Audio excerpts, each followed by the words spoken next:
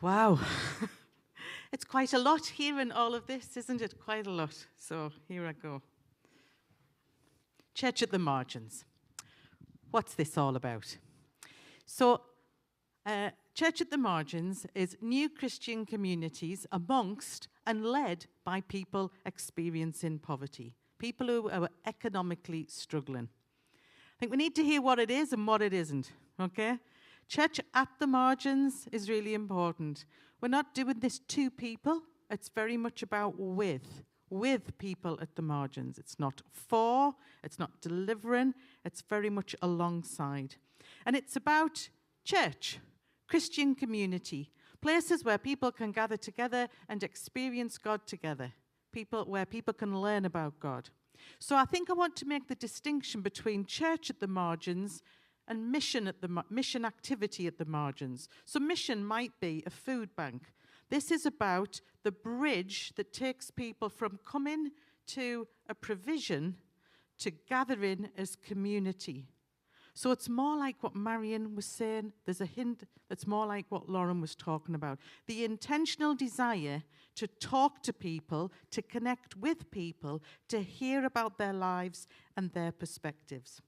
Why are we doing this? It's not a new initiative. Are you bored of connectional initiatives? I am. It's not a connectional initiative because the why of this is because God's preferential option is for the poor, for people experiencing poverty. The first thing that Jesus in his ministry said he was about was good news to the poor. And I don't think this is about people who are enthusiastic like Lauren and Marion about people experiencing. It's not about that. It seems to me that it's hard to wriggle away from the idea that every disciple of Christ should be bothered about people experiencing poverty. I also want to say that includes people in this room who may be currently experiencing poverty, because poverty isn't just something that's outside our churches. It can be in our communities, and it can be hidden because it feels so shameful to tell people that you're experiencing poverty. I was brought up in poverty. We weren't destitute, but we lived a hand-to-mouth existence. I remember the first time I realized I was poor, and that was I was queuing with the school secretary to get me free school meal tickets that were a different colour to everybody else's school meal tickets. Do you remember that? Anybody who also had this shaming process, basically. And we were in a queue, and a teacher was being showing a new teacher around the school, and she said to a colleague said, who are they? She said, oh, that's the poor kids. I thought, oh, am I a poor kid? I went home, said to my mum, Mum, are we poor? She said, well, of course we are. Everybody's poor in our street. She says, they're not in a couple of streets away, but in our street, everyone's poor. I was like, oh, I see. Poverty is deeply, deeply shaming. I still remember a teacher saying to me, here's information about a school trip. I said, Miss, there's no point me having that. I cannot go. You know I cannot. Oh, she says, I know you can't go, but I think it's good you know what you're missing out on. It's not good. And actually, an adult who thinks it's good, there's something wrong with the adult as well, that they think that's a good thing. So the why of this is because this is God's invitation to us. And the growing bit of this is because poverty is growing and deepening in our society. So here are some of the statistics. 14.4 million people living in poverty in the UK. Yeah, in the UK. I've got the statistics for Scotland. That includes the 3.8 million there has actually gone up. So the latest statistics from the Joseph Rowntree Foundation. Those of you who work in this field will know the government make it really difficult to work out the stats. They change the way things are calculated. So Paul Morrison at JPIT, who's a bit of a whiz at this, has to do a lot of work for us to know actually what's going on. But these stats are the minimum it is. It is already more. So it's already worse than this. And poverty in Scotland. 1 million people living in poverty, including nearly 500,000 in deep poverty, including 250,000 children. Poverty has a massive impact on children. and their life opportunities, their education, a massive, massive impact. And over 10% of Scottish workers are locked into low-paid jobs, 72% of which are women. One of the difficult things is actually getting out of poverty. I was talking with somebody last week whose benefits had been stopped and they couldn't get access to anything.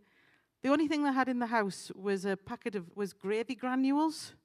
They lived on they made themselves a pint of gravy every day, and for 5 days ate nothing and drank gravy. I'm hearing of children without bedding and children without beds. I'm hearing of families making choices about heating the house or heating the meal. This is not how it should be. I think God's heart aches and weeps for this. A quick question. You've been listening to people for a long time. Just in twos on your tables. Just respond to this question.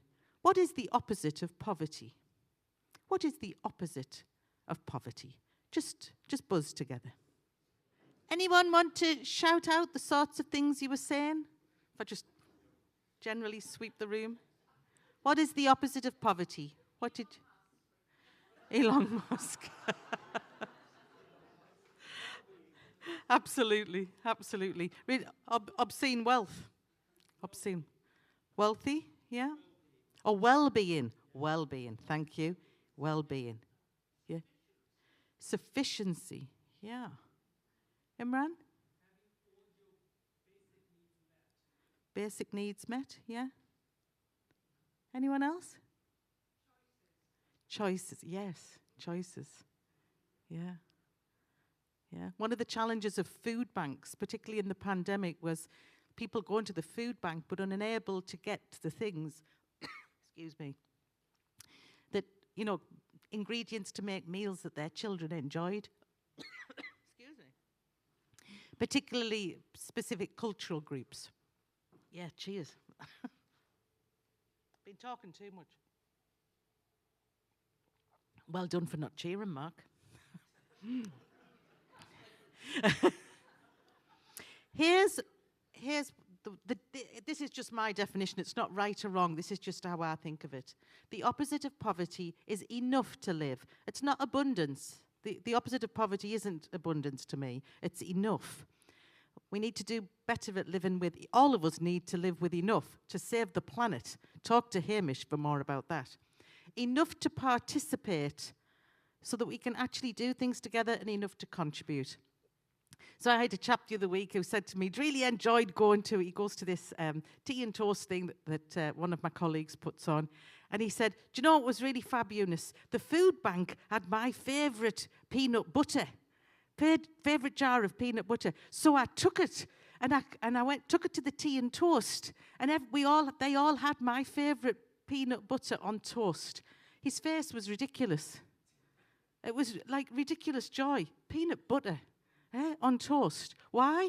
Because he could contribute and have the joy.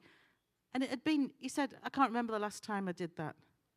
I remember once being served a cup of tea by someone. I'm all about, I think we should remove counters in church. Put things in the middle. Less counters, less being behind things, less barriers. And I put all the things to make a brew in this group I was running. And one of the street homeless chaps came in. He said, Eunice, will I make you a cup of tea? I says, yes, pet, that'd be great. So he went to make me a cup of tea. He comes over. He bangs it on the table. It's cold, hot water with a tea bag in. He says, there's something wrong with that, isn't there? I'm committed to telling the truth, right? So I said, well, yeah, to be honest, there is. I don't think you've boiled the kettle.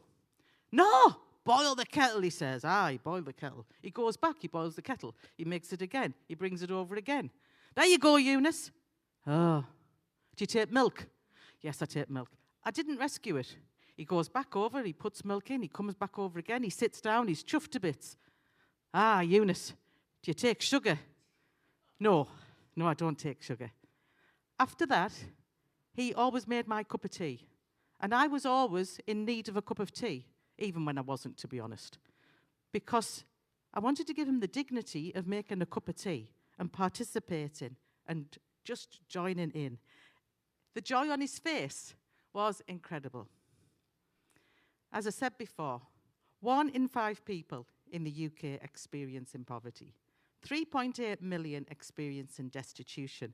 That's unable securely every week, this is on a weekly basis, to stay warm, stay dry, eat or heat their home. And here's some very specific things. This is a UK stat rather than a Scottish stat.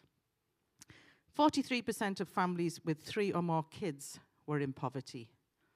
That's partly to, if they stopped the cap of the 2-child rule, that would immediately lift loads of families out of poverty.